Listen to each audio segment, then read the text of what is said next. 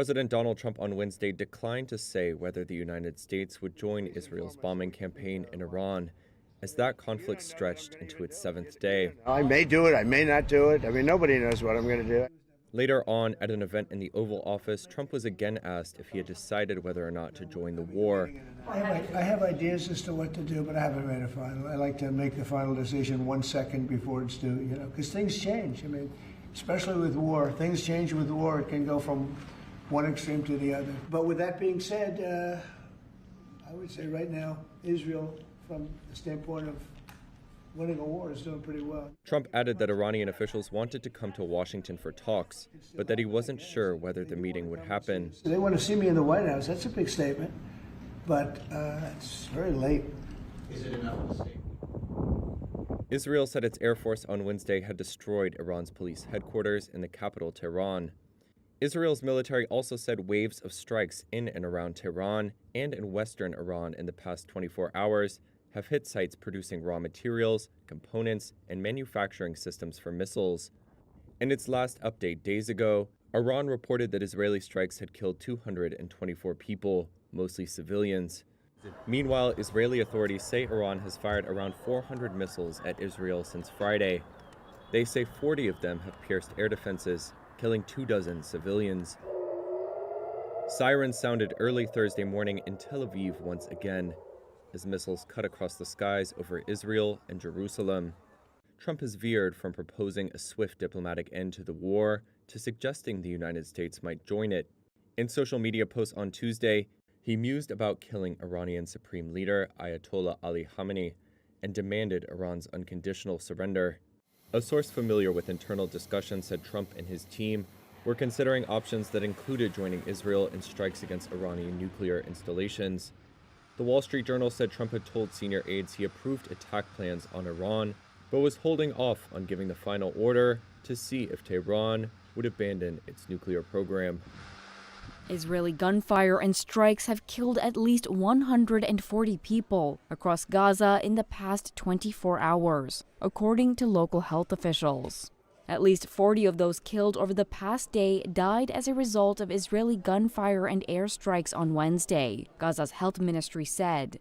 The deaths include the latest in near-daily killings of Palestinians seeking aid in the 3 weeks since Israel partially lifted a total blockade on the territory. Medics said separate airstrikes on homes in Gaza City killed more than 20 people, while 5 others were killed in an airstrike on an encampment in Khan Yunis in southern Gaza. Regarding the airstrikes, the Israel Defense Forces said it was, quote, operating to dismantle Hamas military capabilities, while taking, quote, feasible precautions to mitigate civilian harm. At Al-Shifa Hospital in Gaza City, Fida Masood says her son was injured while getting aid. She said Palestinians have been suffering for 2 years and that eyes have been drawn away from their plight as attention has shifted to the air war between Israel and Iran. On Tuesday, Gaza's health ministry said nearly 400 Palestinians had been killed and more than 3,000 wounded since aid deliveries restarted in late May. Israel is now channeling much of the aid into Gaza through a new U.S. and Israeli-backed group, the Gaza Humanitarian Foundation. Israel has said it will continue to allow aid into Gaza while ensuring aid doesn't go to Hamas. Hamas denies seizing aid, saying Israel uses hunger as a weapon. The Gaza war was triggered when Hamas-led militants attacked Israel in October 2023, killing 1,200 people and taking about 250 hostages, according to Israeli tallies. Israel's subsequent military assault has killed nearly 55,600 Palestinians, according to Gaza's health ministry. New Zealand has suspended millions in budget funding to the Cook Islands over that nation's growing ties with China. Tensions between the two escalated in February after Cook Islands Prime Minister Mark Brown signed a strategic partnership with Beijing covering areas from deep-sea mining to education but excluding security.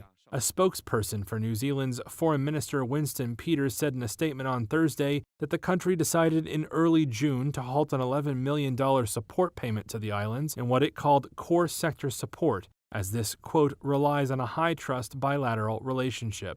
They also say further funding will remain on hold until the Cook Islands take, quote, concrete steps to repair the relationship and restore trust. The Cook Islands Foreign Ministry said it remains committed to restoring that trust and values Wellington's support. The Pacific nation is a self-governing country in free association with New Zealand. New Zealand commits to defend it if asked. The two countries consult on defense and foreign policy, and Cook Islanders are New Zealand citizens. New Zealand said it was not properly consulted ahead of the China agreement, breaching their bilateral arrangement. The Cook Islands says the two sides have since set up formal dialogue and have met twice to discuss the China agreements.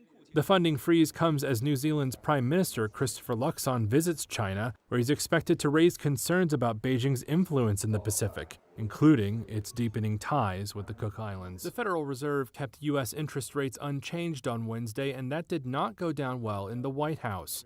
Bank Chair Jerome Powell said a cut might normally have been in order, but he said policymakers wanted to wait and see what impact tariffs had on inflation. We hadn't expected them to show up much by now, and they haven't. And we will see whether, to the extent to which they do over coming months. And I think that's going to inform our thinking, for one thing. In addition, we'll see how the labor market progresses.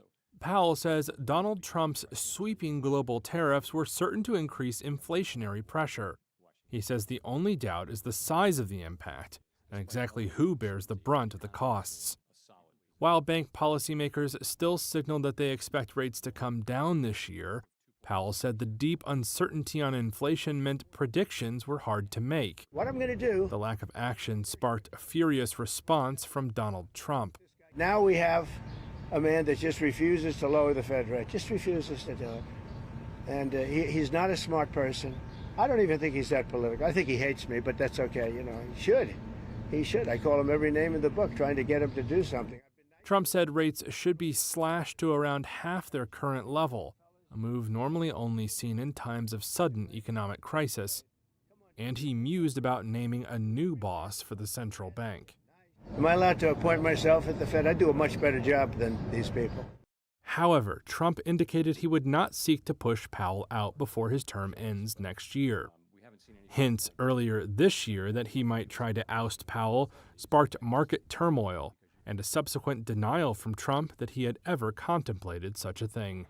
Nippon Steel closed its nearly $15 billion acquisition of U.S. Steel on Wednesday, the company said, and a big winner could be the Trump administration. Under the deal's terms, Nippon bought 100% of U.S. Steel shares as it first laid out in its offer for the struggling steelmaker in late 2023. But the terms also include a national security agreement inked with the Trump administration, which gives President Donald Trump the authority to name a board member as well as a non-economic golden share. The golden share gives the U.S. government veto authority over a raft of corporate decisions, from cutting production output to moving U.S. Steel's headquarters out of Pittsburgh. A strong steel industry is not just a matter of dignity or prosperity and pride. It's above all a matter of national security. The measures represent an unusual level of control conceded by the companies to the U.S. government in order to save what had been seen as a controversial merger.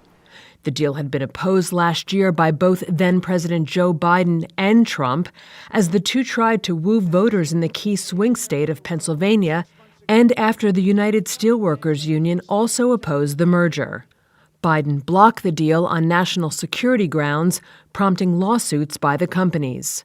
But the steel companies saw a new opportunity in the Trump administration, which opened a fresh 45-day national security review into the proposed merger in April. A month later, Trump headlined a rally giving his vague blessing to a, quote, investment by Nippon Steel, which he described as a great partner. They've made a very big commitment, and it's a very big investment. The acquisition will give U.S. Steel an $11 billion investment through 2028, including money for a new U.S. mill. It will also allow Nippon Steel, the world's fourth largest steel company, to capitalize on a host of American infrastructure projects while its foreign competitors face steel tariffs of 50%. The Paris Air Show is usually a battle between Boeing and Airbus to see who can announce the most big deals. But this year the contest appears to be a bit one-sided. By Wednesday, Airbus had trumpeted a string of deals totaling $21 billion in all. Notable orders included one for up to 150 planes for Vietnamese budget airline VietJet, and there could be more to come.